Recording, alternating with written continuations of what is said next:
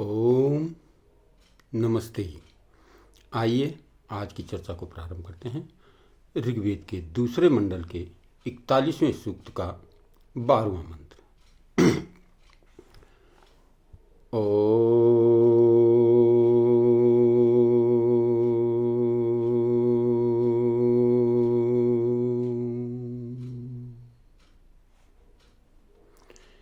इंद्र आशाभ्यस्परि सर्वाभ्यो अभयं करत् जेता शत्रून् विचर्षणि। इंद्र परमेश्वर शत्रुन जेता, जो प्रजा पीड़िकों का जीतने वाला और विचर्षणी, सबको पृथक पृथक देखने वाला है। सर्वाभ्य आशाभ्य, हमें सब दिशाओं से और परि सब ओर से अभयम करत, निर्भय करें। तो देखिए, इसमें भी बड़ी मार्मिक चर्चा इसमें की गई है इस मंत्र में। तो हमें ध्यानपूर्वक इस मंत्र पर चिंतन करना चाहिए। कहा, हे सर्वज्ञ सर्वशक्तिमान जगदीश्वर, जिस जिस दिशा और जिस जिस कारण से हमें भय प्राप्त होने लगे, उस दिशा से और उस कारण से हमें निर्भय करें। भगवान, आपके प्रेमी भक्तिजनों के जो शत्रु हैं, उन सबको आप भली प्रकार जानते हैं। आपसे कोई भी बात छिपी नहीं है। उन हमारी जाति और धर्म के विरोधी बाहिर के शत्रुओं से और विशेषकर अंदर के काम, क्रोध, लोभ आदि हमारे घातक शत्रुओं से हमारी रक्षा कीजिए। तो देखिए, इसमें बहुत सुंदर तरीके से बताया गया है, प्रार्थना की गई है उस परमपिता परमात्मा से कि प्रभु, हे सर्वशक्तिमान जगदीश्वर, आप सब शक्तियों से संपन्न हैं।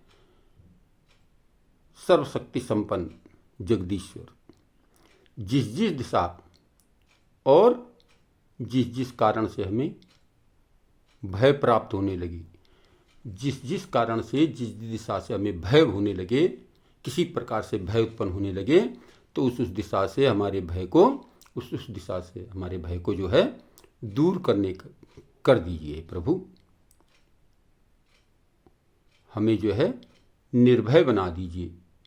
हमें किसी प्रकार से किसी भी दिशा, किसी भी स्थान, किसी भी से जो है हमें भय न हो। और आपके जो प्रेमी भक्तजन हैं, उनको आप भली भांति जानते हैं और आपसे कोई भी जो है छिपा हुआ नहीं है। किसी भी बात को, किसी भी कारण से, कोई भी वस्तु आप पिता परमात्मा से छिपी हुई नहीं है।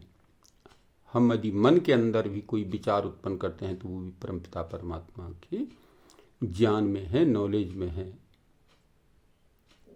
कोई बात हम उससे छिपा नहीं सकते। तो इसलिए कहा, आपसे कोई बात भी जो है छिपी हुई नहीं है।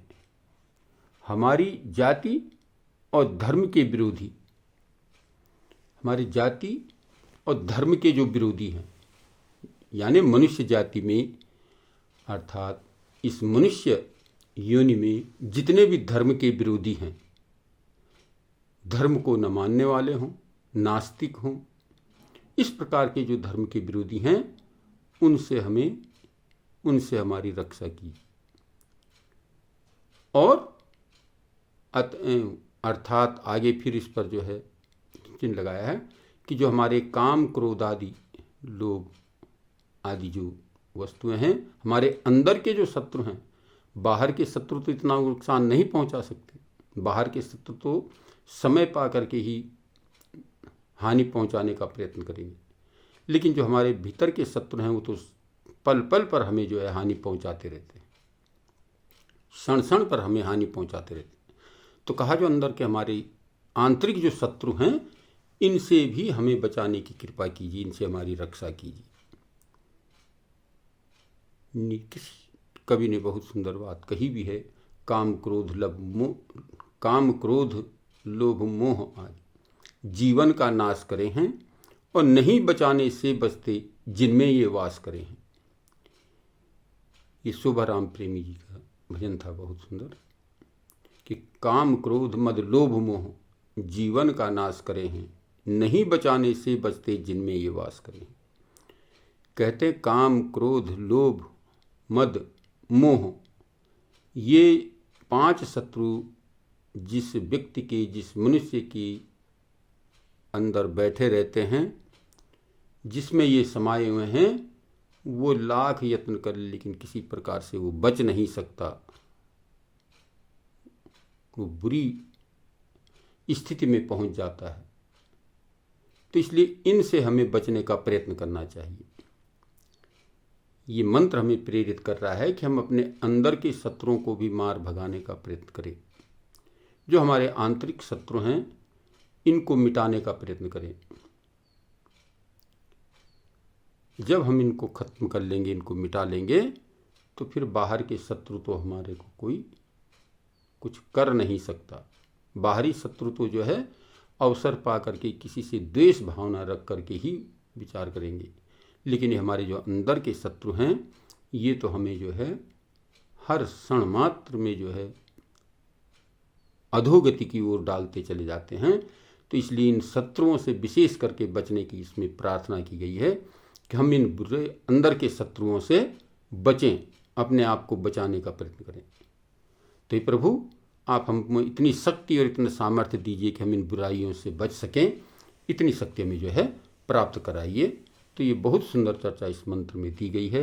हम इस मंत्र से प्रेरित होकर के अपने अंदर की बुराइयों को, विशेष करके अपने अंदर की बुराइयों को दूर करने का प्रयास करें, प्रयत्न करें, तभी हमारा जीवन सफल और श्रेष्ठ होगा। तो आइए हम इस चर्चा को यहीं पर विरमित करते हैं।